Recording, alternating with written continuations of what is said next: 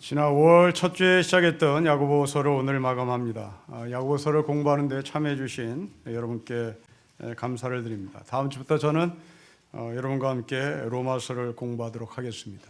이를 위하여 하나님의 은혜가 우리 가운데 임하기를 소망하고 또한 기도를 부탁드립니다. 오늘 본문을 관찰해 보겠습니다. 반복되는 단어가 있습니다. 기도라는 단어입니다. 총 7번 반복해서 나옵니다. 야고보 사도가 우리에게 기도에 대한 소중함을 반복합니다. 우리가 알고 있었던 야고보라고 하는 이 책은 행함에 대한 설교집, 행함에 대한 믿음을 얘기한다고 하는데 이 야고보서의 정작 마지막 결론은 행함이 아니라 기도를 우리에게 권면하고 있고 기도를 부탁하고 있습니다. 그런데 이 말씀을 한 번 더 깊이 들어가 보면 주제는 기도이지만 강론은 전혀 다른 이야기를 하고 있습니다. 여러분 13절을 보십시오. 고난당하고 있는 사람들에게 기도하라고 권면합니다. 14절과 15절입니다. 병든 사람은 교회의 장로들을 초청해서 기도를 받으라고 말합니다. 세 번째로 16절 보십시오. 혼자 기도하지 않습니다. 그렇다고 교회 리더들을 초청하지 않습니다. 이름 모를 성도끼리 서로 기도합니다. 그리고 네 번째로 16절 하반부터 20절까지 엘리야처럼 의인의 기도를 말하고 있습니다. 자, 이렇게 분석하고 보니 누가 기도를 하는가? 개인의 기도가 있습니다. 그리고 영적 리더에게 기도를 부탁하는 중보 기도가 있습니다. 세 번째로 이름 모를 사람들이 서로 합심해서 기도하는 기도가 있습니다. 더 나아가 엘리야와 같은 의인의 기도를 하나님께서 야고보 사도를 통해서 우리에게 가르쳐 줍니다. 여러분, 우리는 기도합니다. 우리는 때로는 개인이 기도하고 또 때로는 중보 기도를 부탁하고 또 때로는 구역에서 합심해서 기도하고 더 나아가 아주 능력 있는 사람처럼 보이는 엘리야 같은 사람과 함께 기도를 하곤 합니다. 전혀 낯설지가 않습니다. 그런데 우리가 이해하고 있는 기도와 지금 야고보 사도가 말하는 기도는 대단히 큰 온도 차이가 있습니다. 총 세 가지의 차이를 우리는 발견하는데요. 첫째로 기도를 신뢰하느냐 신뢰하지 않느냐의 차이입니다. 오늘 이 야고보 사도가 하시는 말씀을 들으십시오. 고난당하는 자가 기도해라. 그 기도가 안 될 때에는 장로들을 초청해라 라는 말이 없습니다. 그 장로들을 초청해서 또 기도가 안 될 때는 합심해서 기도해라 라는 말도 없습니다. 그 기도가 안 될 때는 엘리야 같은 사람을 불러서 기도를 부탁해라 라고 말하지 않습니다. 모두 각자가 하나님 앞에 신뢰와 확신을 가지고 기도합니다. 개인의 기도도 응답이요, 그리고 장로들을 초청해서 중보하는 중보 기도도 응답이요, 서로가 합심해서 하는 기도도 응답이요, 그리고 엘리야와 같은 위대한 인물을 초대해서 함께 기도하는 것도 응답입니다. 사랑하는 성도 여러분, 여러분들의 기도는 무엇입니까? 여러분들은 개인의 기도가 안 되면 장로들을 초대하라고 생각합니다. 장로의 기도가 응답이 안 되면 합심해서 기도한 것으로 연결됩니다. 그렇다면 여러분들은 오늘 야고보서를 통해서 여러분의 기도의 출발을 바꿔야 합니다. 여러분의 기도에 대한 기초를 바꿔야 하는 겁니다. 여러분의 기도는 누가 했든 상관없이 하나님께서 우리의 기도를 받으신다는 신뢰와 확신에 근거해야 되는 겁니다.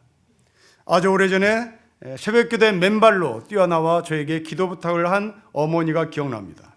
어린 손자 둘을 남겨놓고 자기 아들이 이제 세상을 떠나야 되는 이제 긴박한 상황이었습니다. 맨발로 새벽에 그 어머니가 저를 찾아왔습니다. 그리고 저에게 기도 부탁을 했습니다. 저는 그분을 모릅니다. 그분에 대한 배경도 전혀 모릅니다. 그러나 그 어머니는 손자 둘을 남겨놓고 떠나야 하는 자기 아들에 대한 이 아픔을 지푸라기라도 씹는 심정으로 저를 찾아왔을 것입니다.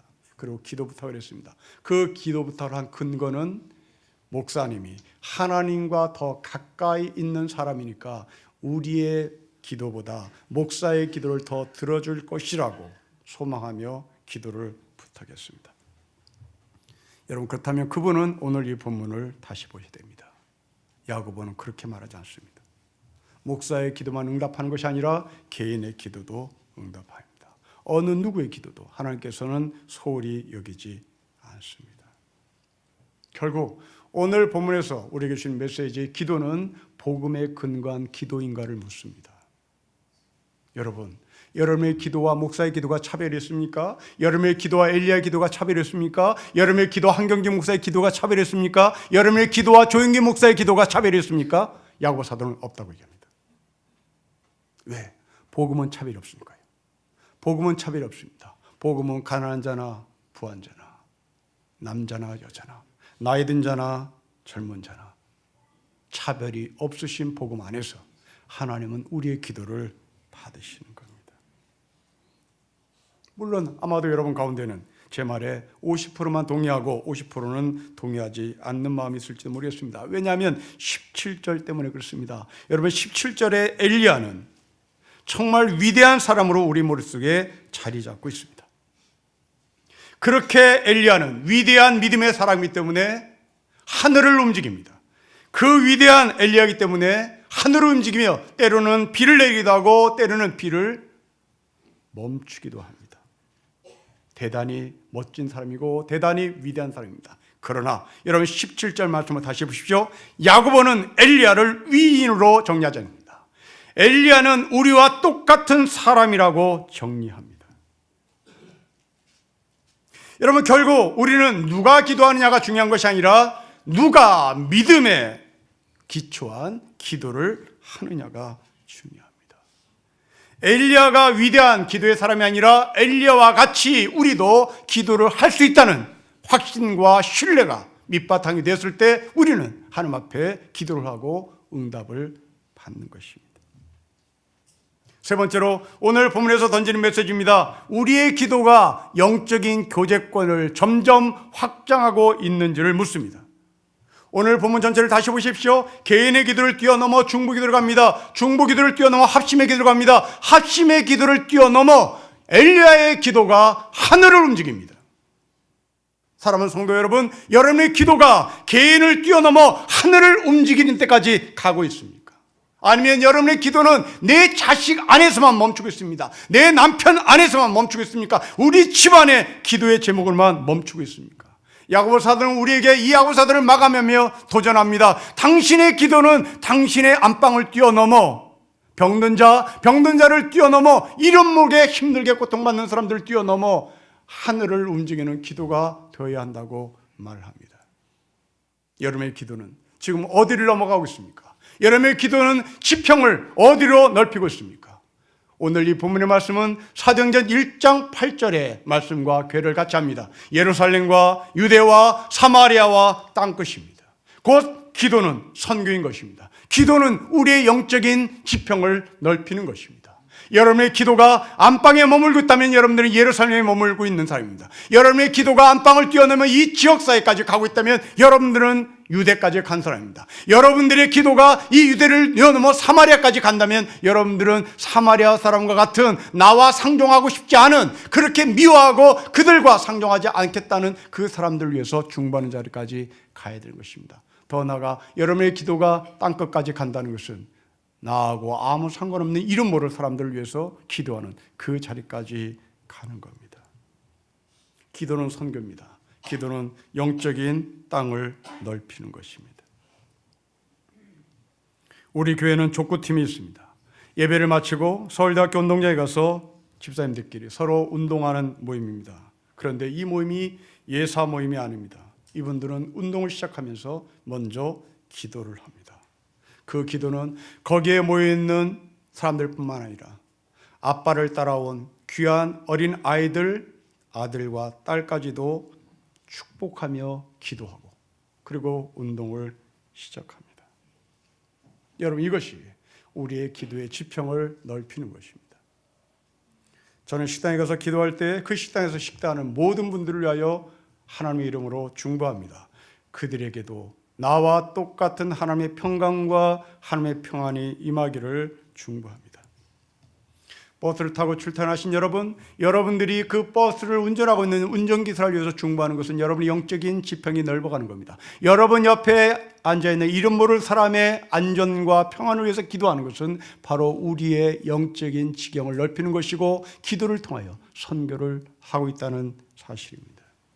특별히 지하철 2호선을 타고 출퇴근하신 여러분 간구하고 또한 권면을 드립니다. 지하철 2호선은 한강다리를 도는 순환열차입니다. 한강다리는 사람이 빠져 죽기에 딱 십상인 그런 구조를 갖고 있습니다. 많은 사람이 그 한강에 들어가서 자기의 삶을 스스로 정리하겠다고 결심한 사람들이 이 지하철 2호선을 타고 그 자리에 갑니다. 지하철 2호선을 타고 출퇴근하신 여러분들이 그 안에서 기도하십시오. 그 안에서 오늘 삶을 마감하려고 마음먹었던 그 사람들의 마음을 돌이켜달라고 기도하십시오. 바로 이것이 개인의 기도를 뛰어넘어 저 땅끝까지, 아니 더 나아가 하늘을 움직이는 엘리야의 기도를 하고 있는 것입니다. 여러분의 기도가 이렇게 하늘을 움직이는 데까지 가기를 주님으로 축복합니다.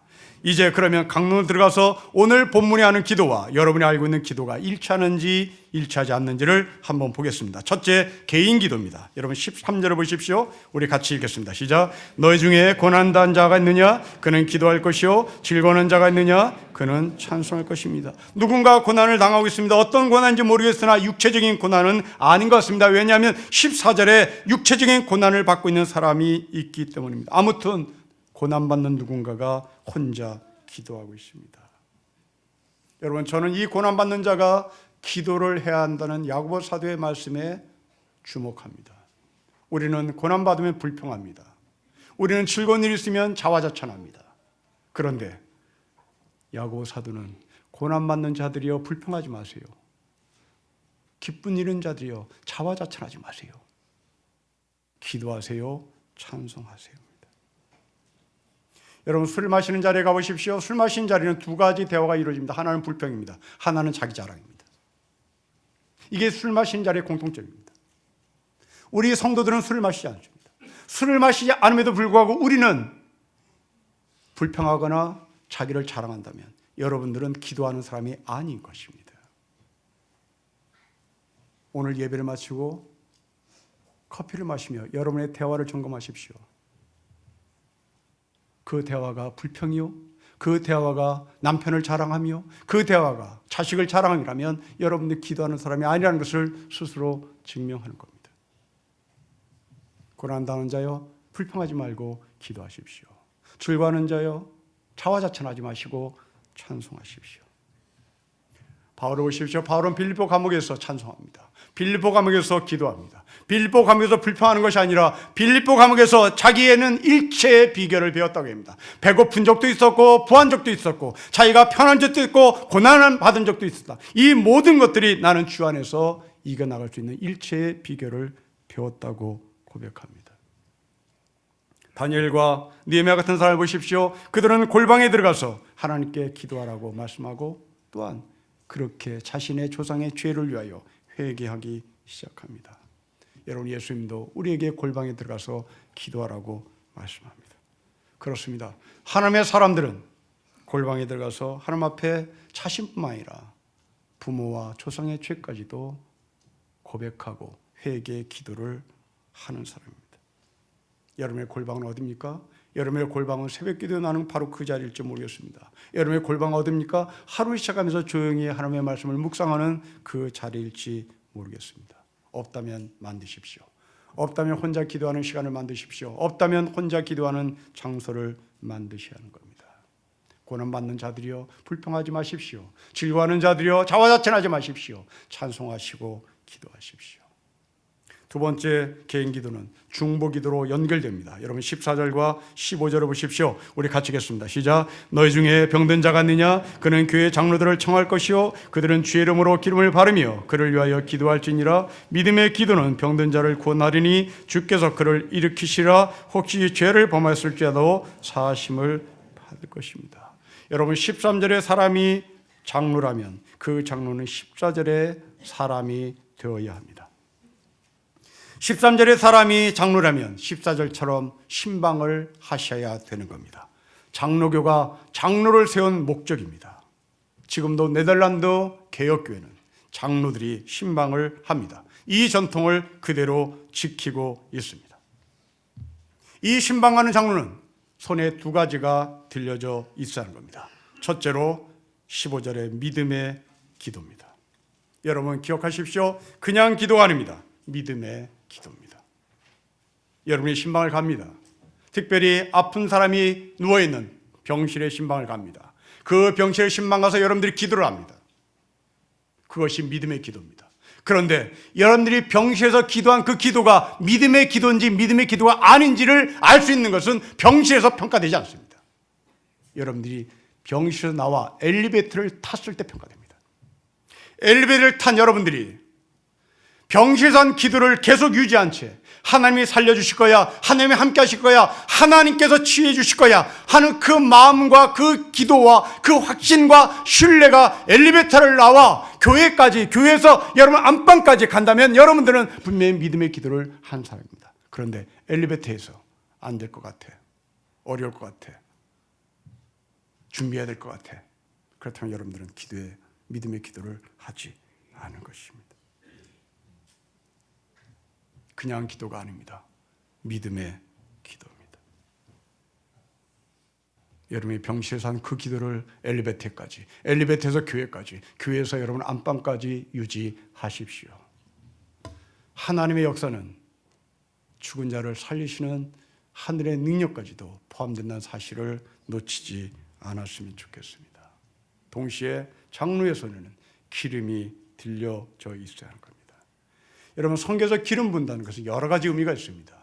첫째로 시편 23편에 나오는 기름입니다. 시편 23편에 나오는 기름은 약입니다. 사망의 음침한 골짜기를 다니다가 머리가 깨어진 그 양에게 기름을 바르는 겁니다. 소위 연고를 바르는 것입니다. 그러나 그것으로 끝나지 않습니다. 신약에 보면 예수님께 이름 모를 한 여인이 기름을 붓습니다. 그래서 이 기름을 붓는다는 것은 예수님께 존경을 표하는 것이고 존중을 표하는 것이고 자기의 전체를 바친다는 헌신의 의미이기도 합니다. 또한 구약에서 기름을 붓는다는 것은 단순한 약의 의미로 그리고 존중과 존경의 의미를 뛰어넘어 메시아에게 기름을 붓는 것입니다. 왕에게 기름을 붓는 것입니다. 성경에 나오는 기름의 의미는 이렇게 다양하게 있습니다. 연고의 의미, 존중의 의미, 그리고 소중한 왕족의 의미를 갖고 있습니다. 지금 장로들이 들어야 할 기름은 도대체 무엇일까요? 여러분, 언뜻 보면 15절에 병든 자 그랬더니 이 병든 자의 기름은 곧 약이라고 생각을 할 것입니다. 하지만 이 기름을 약이라고만 정리한다면 우리는 병원에 가는 것을 거부해야 할 것입니다. 우리는 기도만 통해서 병을 나아야 한다고 주장을 할 것입니다. 그러나 지금 이 시대는 병원의 도움을 받아야 되는 시대입니다. 약을 먹어야 할 시대입니다. 사도 바울도 이것을 부정하지 않습니다. 영적인 자기 아들 디모데 목사가 위장이 나빴습니다. 이 위장이 나쁜 디모데에게 사도 바울은 기도하라고 말하지 않습니다. 사도 바울은 이 디모데에게 포도주를 먹으라고 말합니다. 때문에 저는 오늘 이 본문의 기름이 약이라고만 주장하는데 반대합니다. 저는 오늘 성경에 나오는 이 기름은 세 가지 의미를 모두 다 포함된다라고 저는 주장하고 싶습니다. 여러분, 병든 이 지체에게 세 가지 의미를 다 적용해 보십시오. 그 병든 사람은 존귀한 사람입니다. 그 존귀한 사람은 그 존귀함을 뛰어넘어 왕족 같은 사람입니다. 사랑하는 성도 여러분, 여러분 아버지 어머니가 치매에 걸리셨습니까? 그 치매에 걸리신 여러분 아버지 어머니에게 기름을 붓는다는 것은 무엇일까요? 존중인 겁니다. 우리 아버지 어머니가 이 땅에서 왕 같은 소중한 존재인 것입니다. 양로원에 내다버리지 마십시오. 이제 죽을 날을 기다리라고 내던지지 마십시오. 그렇다면 여러분들은 손에 기름이 없는 사람입니다. 여러분 손에 들려진 기름은 병을 뛰어넘어 존중입니다. 병을 뛰어넘어 이 세상 가장 존귀한 왕 같은 존재라는 사실을 고백하는 것입니다. 여러분 아버지 어머니가 치매를 걸린 이유는 그들의 잘못이 아니라 여러분들을 먹이고 입히는 데 온 정신을 다 팔렸기 때문입니다. 여러분 삶 속에 여러분 아버지 어머니가 정신을 쏟아부었기에 정신이 나간 것입니다. 여러분에게 그 정신을 쏟아부지 않았다면 나의 아버지, 나의 어머니는 정신을 그대로 간직하고 있을 것입니다. 이만큼 우리 아버지 어머니는 여러분들을 위하여, 우리를 위하여 희생했습니다. 정신이 나갈 정도로 희생을 했습니다. 그 정신이 나갈 정도로 희생한 나의 아버지 어머니에게 여러분들은 장로들이 손에 들려진 이 기름을 준비하셔야 되는 것입니다.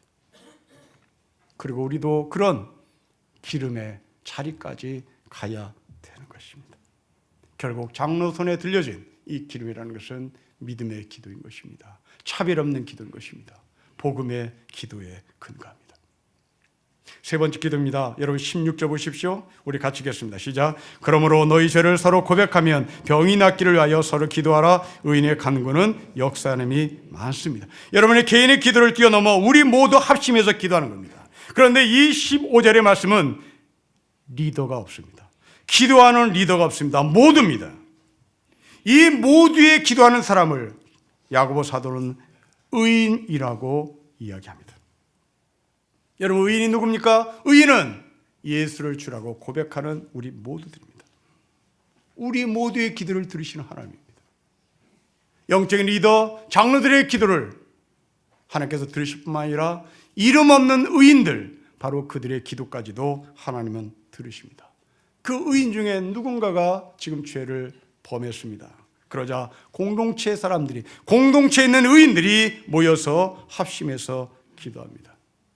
여러분, 이 사람들이 기도하는 분위기를 다시 생각해 보십시오. 이들은 지금 공동체에서 누군가가 죄를 범하자 그 사람을 심판하기 위해 모이지 않았습니다. 그 죄를 지은 사람을 위하여 모였습니다. 그 죄를 지은 사람을 용서하기 위해서 모였습니다. 그 죄를 지은 사람을 사랑하기 위해서 모였습니다. 여러분, 이것이 합심의 자리에서 기도하는 사람들의 기도입니다. 캐나다의 메노나이트 교단이라는 교단이 있습니다. 아주 보수적입니다. 우리나라 합동치 교단보다 더 보수적인 교단이고 문자주의적 사고를 하는 교단입니다. 캐나다 이 메노나이트 교단의 한 자매가 예배 시간에 커밍아웃을 했습니다. 나는 레즈비언입니다. 나는 하나님을 주라고 고백하는 레즈비언입니다. 교회가 발칵 뒤집어졌습니다. 이 사람을 위해서 어떻게 할 것인가를 교회 리더들이 모인 것이 아니라 전 교회 성도들이 모여서 기도하기 시작했습니다. 그 기도는 1년 이상 갔습니다. 한 번의 기도에서 결론낸 것이 아니라 한 달, 두 달, 1년을 끓인 후에, 1년이 지난 몇 달 후에 결론을 내렸습니다. 나는 레즈비언입니다 하고 예배 시간에 공개석상에서 커밍했던 이 자매를 메노나이트 교단은 자기 공동체의 일원으로 받아들였습니다. 여러분, 이것이 합심의 기도입니다. 우리 교회 누군가가 나는 게이예요, 이럴 때 여러분들은 내치자고 주장하는 사람이 있을 것입니다. 이게 메노나이트 교단의 사람들도 있었겠죠. 그러나 섣불리 결론 내리지 않았습니다. 기도했습니다. 1년 이상 기도했습니다. 그리고 하나님께서 우리에게 어떤 마음을 주실지를 기대했습니다. 그리고 마침내 하나님께서 메노나이트 교단의 그 교회 모든 성도들에게 동일한 마음을 줬습니다. 그 사람을 받아들여야 된다. 100% 일치했습니다. 그 자매는 지금도 그 교단에서, 그 교회에서 신앙생활을 잘하고 있습니다. 저는 우리 교회에 그런 게이가, 우리 교회에 그런 레즈비언이, 우리 교회에 트랜스젠더가 커밍했을 때 우리는 어떤 반응이 올까가 궁금합니다.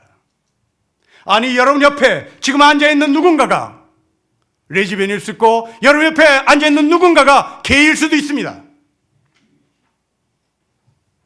그 사람을 우리는 어떻게 받아들일 것인가 궁금합니다. 합심의 기도에 자리에 나온 이들은 공동체에서 죄를 지은 바로 그 사람을 용서하기로 마음을 먹고 기도를 합니다. 형들을 용서한 요셉을 보십시오. 그 요셉은 형들을 만나고 나서 자기 방에 가서 꺼여꺼여 웁니다. 그 울음 속에는 자기의 분노, 자기의 좌절, 자기의 절망, 그리고 형들을 향한 미움도 있었을 것입니다. 그런데 한참 울고 난 이 요셉의 눈물을 닦고 방문을 열고 나옵니다. 그리고 형들을 받아들입니다. 여러분, 이것이 하나님께서 우리에게 주신 마음입니다. 다윗은 사울을 죽일 수 있는 기회가 2번씩 있었습니다. 그러나 다윗은 사울을 죽이지 않습니다. 십자가에 달려 돌아가시는 예수님도 십자가에서 저주를 퍼붓지 않았습니다. 그분은 우리의 죄를 용서하기로 결정했습니다.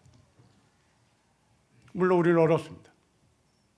내 옆에 앉아있는 게이를 받아들이기가 어렵습니다. 내 옆에 있는 레즈비언을 받아들이기가 어렵습니다. 그래서 우리는 같이 기도하는 겁니다. 사랑하는 성도 여러분, 여러분들이 누군가에게 용서가 되지 않는다면 기도하십시오.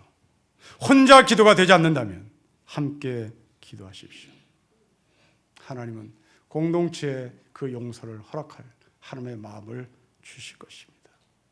네 번째 기도입니다. 여러분 17절, 18절을 보십시오. 우리 같이 읽겠습니다. 시작. 엘리야는 우리와 성제의 같은 사람이로되 그가 비가 오지 않기를 간절히 기도한즉 3년 6개월 동안 땅에 비가 오지 아니하고 다시 기도하니 하늘이 비를 주고 땅이 열매를 맺었습니다. 여러분, 우리는 이런 엘리야를 만나는 순간 엘리야를 기도의 거인으로 생각하기 쉽습니다. 얼마나 위대한 믿음의 거장이면 하늘이 움직일까? 얼마나 위대한 거장이면 하늘에서 비가 내리고 비가 안 내릴까?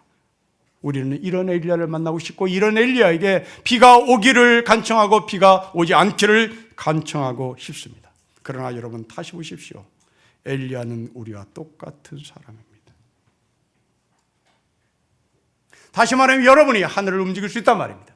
여러분들이 엘리야처럼 하늘을 움직이는 사람이랍니다. 여러분들이 개인의 기도를 뛰어넘어 엘리야처럼 하늘을 움직이는 하늘의 사람이라는 것을 확인시켜 주는 것입니다.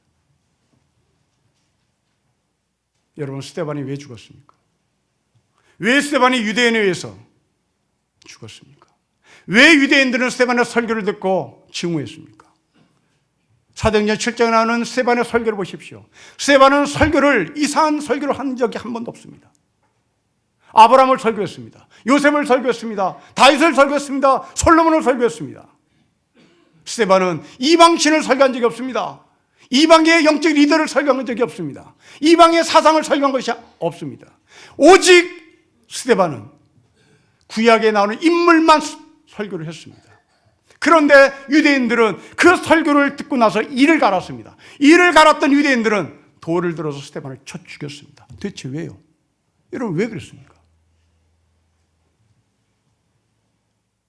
유대인들이 생각했던 아브라함, 유대인들이 생각했던 요셉을 스데반은 정반대로 설교를 했기 때문에 그렇습니다. 유대인들은 아브라함을 자랑스럽게 여겼습니다. 유대인들은 아브라함을 순종하는 사람으로 포장했습니다. 요셉을 출세하는 사람으로 포장을 했습니다. 요셉이 실력 있는 자로 포장했습니다. 그런데 스데반은 그것을 뒤집습니다. 너희가 그토록 자랑하는 아브라함이 누군지 아는가? 그 아브라함은 자기 아내를 바르게 팔아버린 파렴치한 인간이라고 설교를 합니다. 너희가 그토록 자랑스러운 요셉이 누군지 아는가? 그 요셉은 잘나서 에집트에 유학가 거기서 국무총리된 사람이 아니다. 똑똑한 자가 아니다. 우리 조상 바로 우리가 그 요셉을 애굽에 팔아버렸던 사람들이다. 이것이 유대인들의 마음을 건드린 것입니다. 여러분, 그렇습니다. 우리는 조용기를 비판하면 욕먹습니다. 우리는 오정현을 비판하면 욕먹습니다. 우리는 한경직을 비판하면 욕먹습니다. 그러나 스데반은 한경직을 비판합니다. 오정현을 비판합니다. 조용기를 비판합니다. 엘리야를 비판합니다. 엘리야는 우리와 똑같은 사람이었다.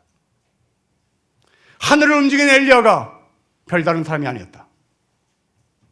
우리와 똑같이 고통받고 감정 있고 힘들어했고 성정이 같은 사람이었다고 얘기합니다. 여러분, 그렇습니다. 기도하는 사람은 차별을 하지 않습니다. 기도하는 사람은 어떤 위대한 사람 앞에 무릎 꿇지 않습니다. 기도하는 사람은 위대한 사람이 없다라고 결론 내립니다. 이 세상에 어떤 누구도 여러분 앞에 무릎을 꿇을 사람이 없습니다. 그리고 여러분 누구도 위대한 사람 앞에 무릎을 꿇을 이유가 하나도 없습니다. 우리는 어떤 목사처럼 교회 돈을 횡령하지 않았습니다. 우리는 어떤 목사처럼 학력을 유지하지 않습니다.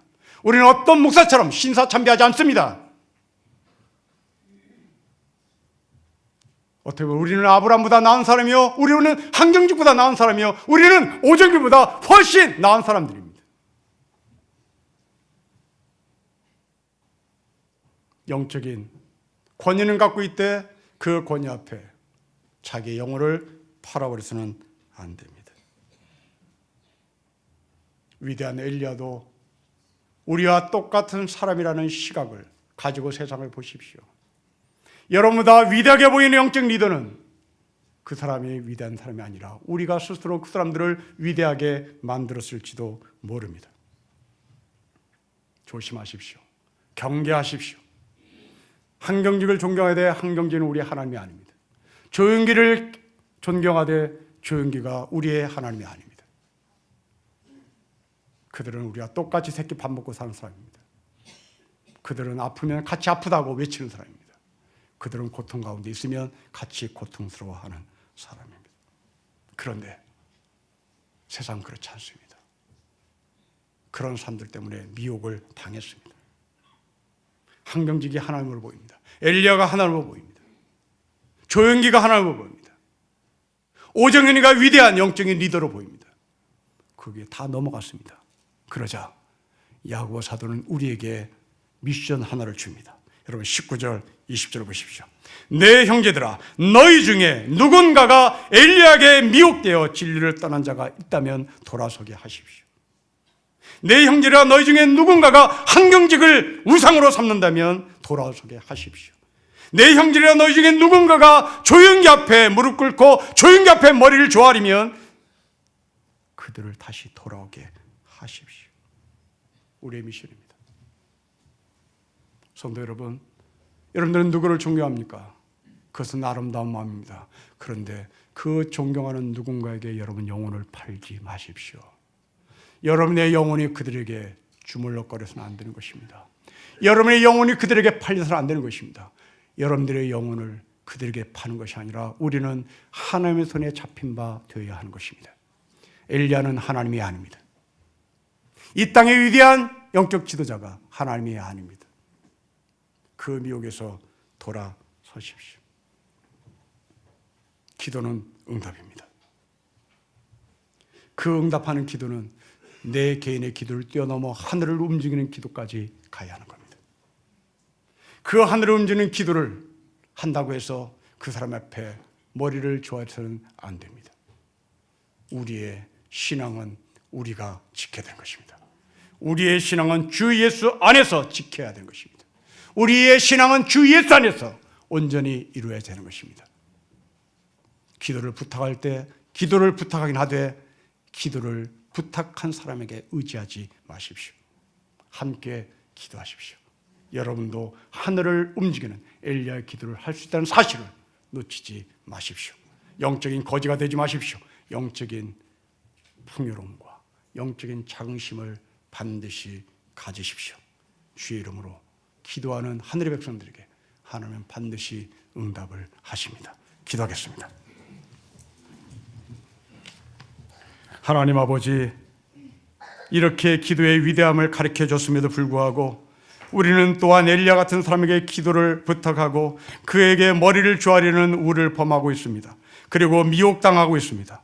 하나님께 간구합니다. 아버지께 간구합니다. 미혹당한 사람들 다시 되돌아오도록 우리가 다시 한번 기도의 능력을 발휘하게 하시고 그냥 기도하는 것이 아니라 믿음의 기도를 하게 하여 주시고 우리의 이 기도가 하늘을 움직이는 데까지 이르도록 우리의 영적인 기도의 지평이 넓혀지게 하옵소서. 주 예수 그리스도의 이름으로 기도합니다. 아멘.